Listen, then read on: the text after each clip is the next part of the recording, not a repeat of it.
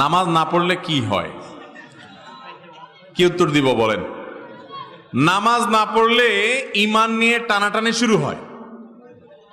নামাজ না পড়লে কি হয় ভাই? ঈমান নিয়ে টানাটানি কিভাবে শুরু হয় বুঝাবো। অনেক ইমামদের মতে যে ঠান্ডা মাথায় ইচ্ছাকৃতভাবে মুসলমান হয়েও নামাজ পড়ে না, সে ইসলাম থেকে বের হয়ে যায়, খারিজ হয়ে যায়। অনেক ইমামদের মত এটা। ইমাম আজম আবু হানিফা রাহিমাহুল্লাহ সহ অন্য অনেক ইমামের মত হলো, যদি সে নামাজ না পড়ে কিন্তু তার মধ্যে অপরাধ বোধ আছে, সে নামাজ না পড়ার কারণে লজ্জা শরম ভিতরে ভিতরে আছে, পড়া উচিত সেটা মনে করে, তাহলে সে কাফের হবে না।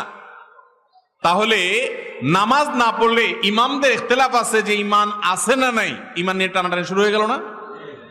তো নামাজ না পড়লে ঈমানে টানাটানি শুরু হয়। কিন্তু আমাদের বাংলাদেশে মানুষের ঈমান এত মজবুত, এত শক্ত,